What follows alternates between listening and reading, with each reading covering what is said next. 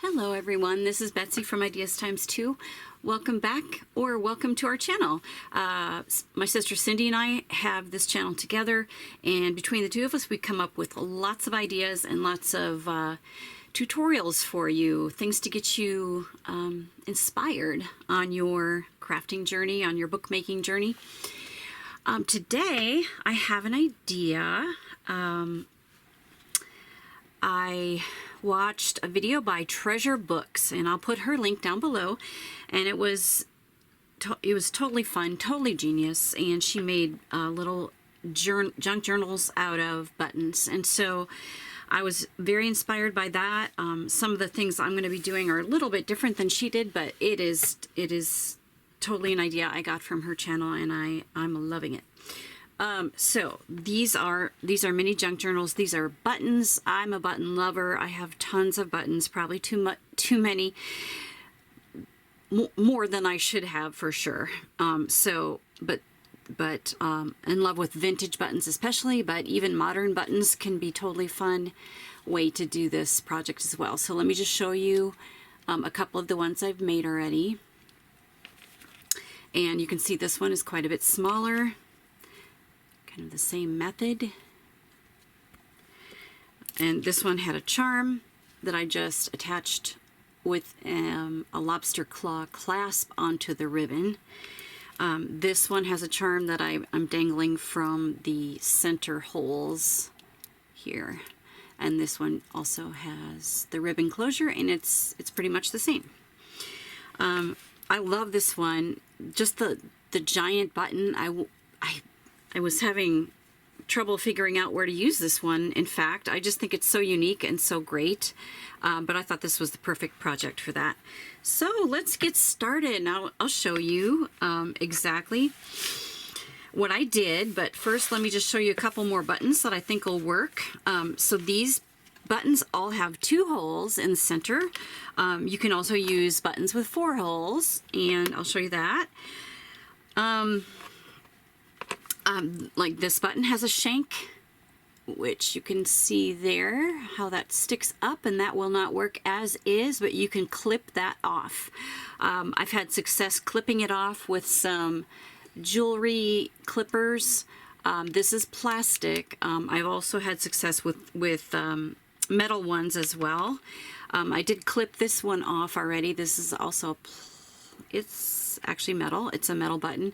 But it sticks up, I think, a little bit too far still. I have a little nub from that shank, and so I think just sanding this will make it flat enough to be a journal cover. Look at how pretty that is. So that was something I tried and didn't clip it far enough. So I think a little sandpaper will work for that. This one I think is going to be adorable too. It does have 2 holes. I don't know if you can see that through there. This one is a flat button. I don't know if it had a shank and it fell off, but there is, you know what, I think it did. I think it had a metal shank. I pulled it off and it left a hole. So it's nice and flat in the back, and this will work as well. It's just that the ribbon closure is not going to go through the 2 holes like that one. So this one will just be a flat one, but it's decorative in all by itself. And very, very pretty. I think that'll be so cool too. So those are examples of some buttons you can use. I brought this one out so to show you though that this button is a handmade wooden button, and this will not work. Can you see how it is warped a little bit? Can you see that? That will not work because it's not totally flat on the back. But it would be a beautiful journal cover, wouldn't it? I'll just have to use it in a different way. The other thing I did was I had some buttons that were just kind of plain and not too interesting, and I thought, well, what would happen if I decoupaged a napkin or a design on the front? And so I did use this napkin here. I took a bee image, decoupaged it on. You can use what you have. I used this matte gel medium, which is almost dried up, but I I forced it to work for me. But that worked really well. The only thing with that is that when you wrap the napkin around the button, around the edges, because the napkin is around the edges, and then I wrapped it onto the back, and of course that's not attractive, so I just covered it with paper and then punched my holes in through the paper to make that a complete button unit that you can use as a cover. And then this is a smaller button. It's not too much smaller than this one, but the holes were pretty small, and so I just used twine on that, and I think that'll be a cute button as well. And I did the exact same thing with this. I used a napkin to decoupage on there. The napkin is this one here, and you can see it's just this little background piece here. Obviously these images are huge, but I just used that background portion, and I just cut that and made it in. It almost looks oriental, doesn't it? So before you actually decoupage these on, you could use some permanent ink and do a little stamping. So you could use, you know, tissue paper. You could use plain like sewing paper, and then just do some stamping. So I mean, there are a lot of possibilities, and this one had small holes too, so I just used twine on that. And I strung them through already just because it takes a little bit. I had to glue the end of the twine because it ravels, right? So I had to glue the end to make it sharp and pointed, let that dry, and then string it through. So I just did that ahead of time because it can be a little bit fussy to do that. So I just did that ahead of time. So those can be used as well. And I got to thinking about it. This would work as well. So I have these beautiful metal tags that Cindy gave me. They're totally flat, and I think this would be an amazing mini journal cover. It does have a hole, and I might, you know, string something through there, or just cover it with a brad or something, but I think this would be an amazing little cover. So we'll show you how something with holes and something without holes, right? And then I also have this charm. It does have a little, but kind of similar. I mean, this has a hole at the top, and this has a little loop, metal loop at the top, which I think I can snip off. But if you can't snip it off, I think just a little bow there or something would be cute too. So I think something like this could actually be used easily. So I got to thinking that those would be fine too. So today oh, look at this one. So I just got this in a button jar. It's somebody crocheted around a button and then sewed these little faceted plastic jewel type things on top. So isn't that cool? I think that would be an amazing cover too. So anything flat basically, and the round shape is, it doesn't have to be a round shape, it certainly can.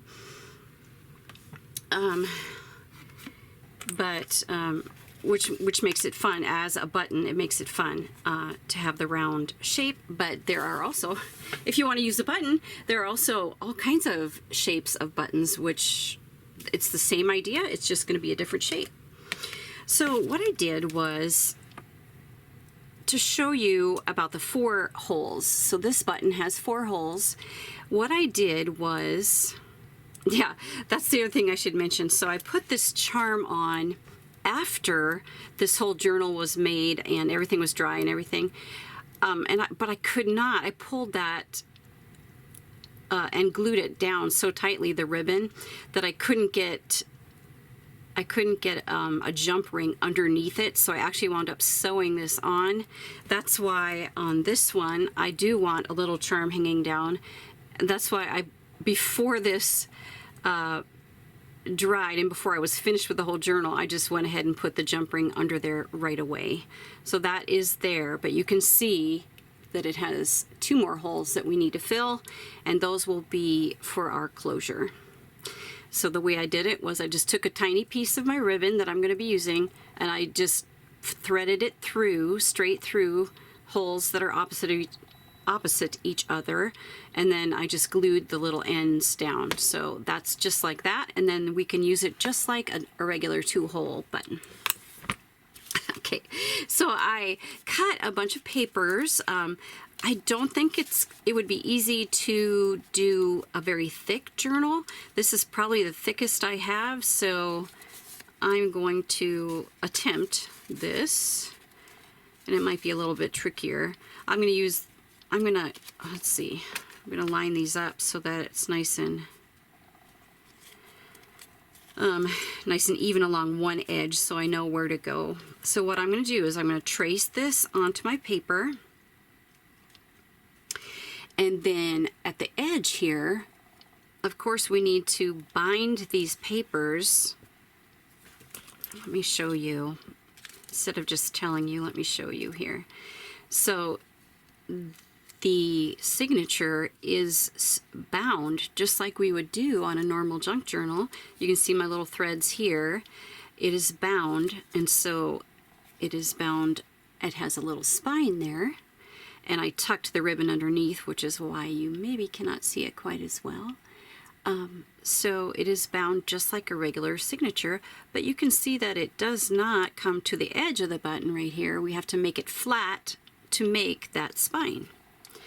So the way we do that is just to hold the button up, and then push it over a tiny bit so that you've got a flat area back here that's not going to show. But it enables you to have some surface area to make the spine. So, and I think I'll do it about like that, so you can see, like that. And if you make it too small though, it's not going to be easy to bind. So we want to make sure there's enough surface area to bind it. I'm going to actually center this a little bit because my papers aren't even on the edges. I didn't bother to measure or anything. Okay, so I've got that, and let me set this down here, hold that tight, and then I'm just going to draw a circle, I'm just going to draw a line around the edge of my button like that. Okay, so you can see that there's a straight edge there, and then that's going to be our even edge for the to fit the cover. And then you can use a little binding clip to hold these together. It's probably a good idea.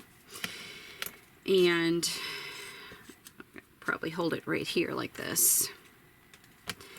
And then simply cut. Like there is a way you could do this with die cuts. You could cut, a few pages at a time, leaving your die cut off the edge of a folded piece of paper, and you'll get the same effect.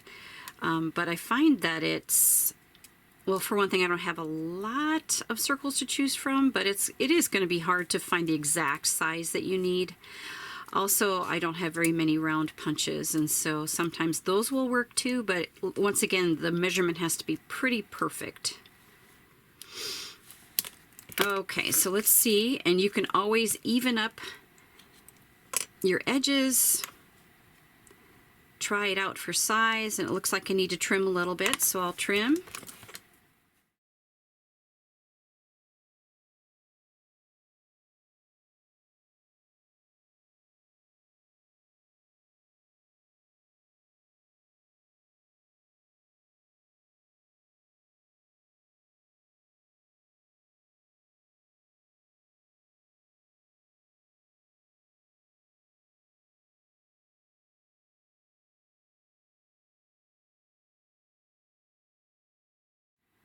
So now we're going to bind this. We're going to bind it before we attach the cover.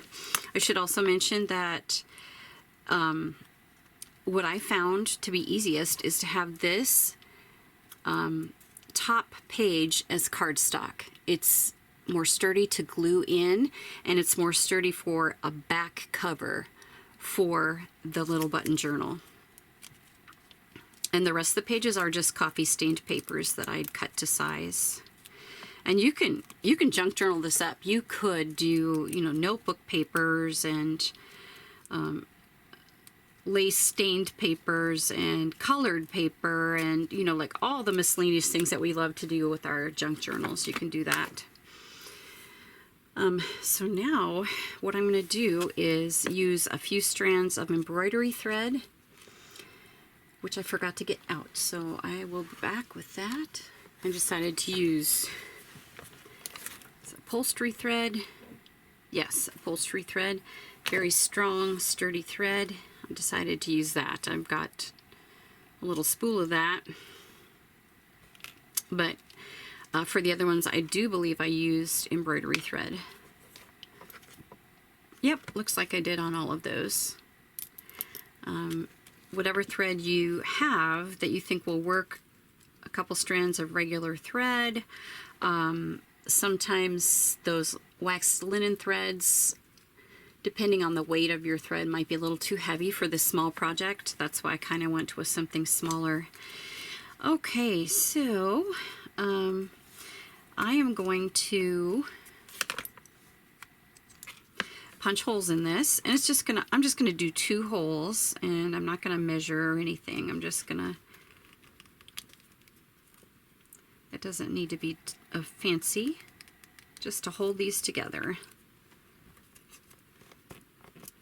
and try to evenly space it evenly, I mean.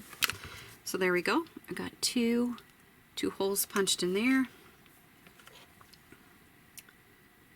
I'm just going to go down through one hole, up through the other, and I might do it twice here. Down again, and up again. Oh, I gave myself plenty of thread, didn't I? And then just tie it. Also, you could tie it on the outside edge, but usually what I was doing is putting the closure ribbon underneath this on the outside, just to keep it sort of going in the correct direction, since it's a rounded shape. But you could do this on the outside and then make a little bow or something. That'd be cute. Okay, so there's our binding. All right, so here we have our little signature all ready to go. At this point, you could ink edges if you'd like to. Kind of just get all those inked up a little bit.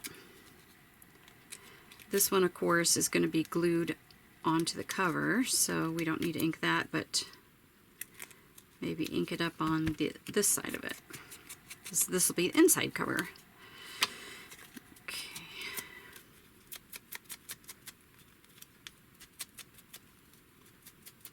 You may need to do a little trimming even after you get the button on, but that's okay too.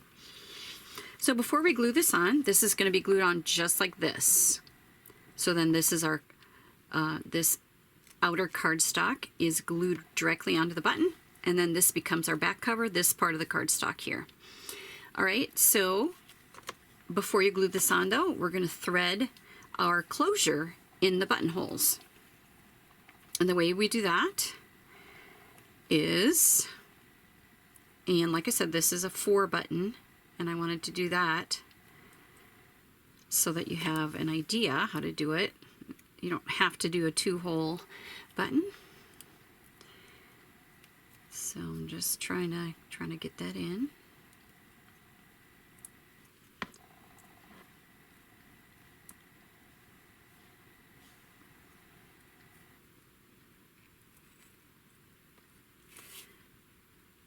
Okay, and then bring it over the top, and then down through the other hole.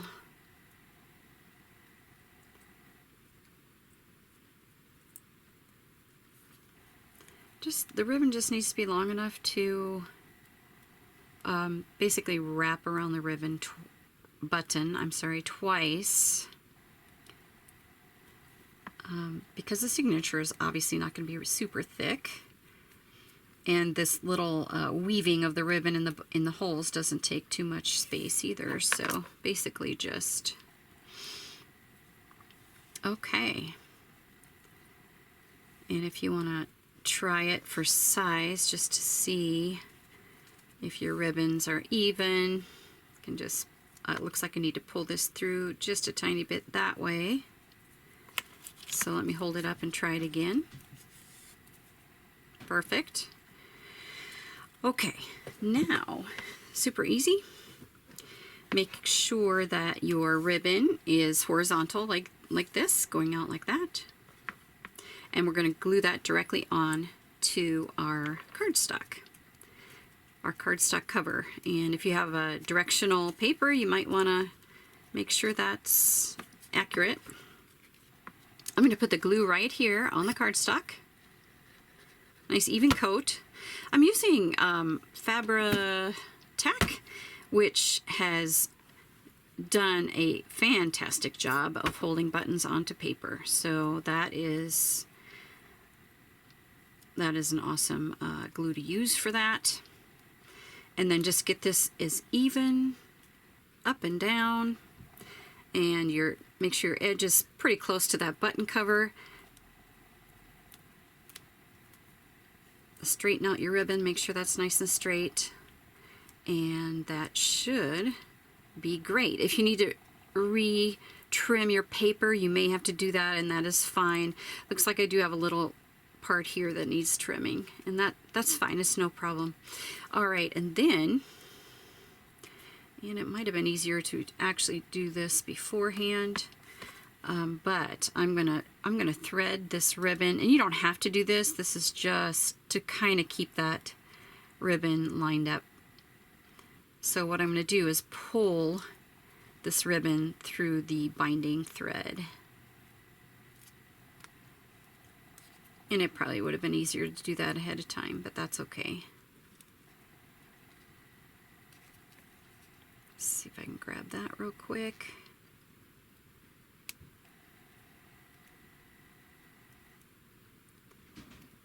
So super fun, super easy. What to use these for? Well, I think they're cute just the way they are. I really do. Just fun. You could use them as little ornaments, little Christmas ornament. You could actually use this as a charm on a journal. They're just fun. Sometimes you don't have to have a solid purpose for something, right? You can just have an piece of artwork. Okay, so that's it. I plan on hanging a charm down from that. And there's our little journal. How cute is that? So then this just pulls forward, and this comes out like that, and then you just tie it in a bow. And if you think about it, there's probably other ways, other closures you could do on this, which would be fun to experiment with. So get the bow right here on the side, working right now.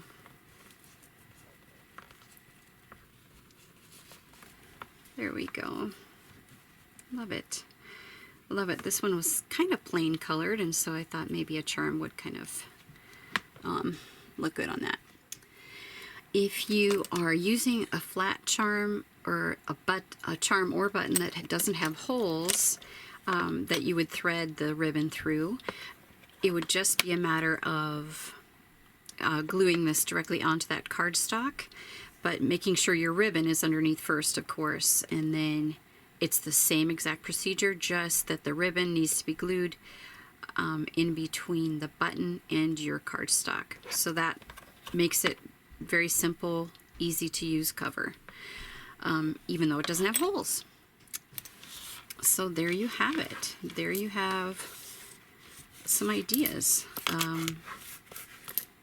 Lots of fun, and I hope you enjoyed this tutorial. If you did, please give it a like, a thumbs up, subscribe to our channel if you haven't yet, and leave a comment. I would really appreciate hearing from you. We would love that so much. And all of those things help us out, help us to get more content out and put our videos out there for everyone to see, for more people to see. So we appreciate that so much. Thank you. Please join us for another video very soon. Take care. Goodbye.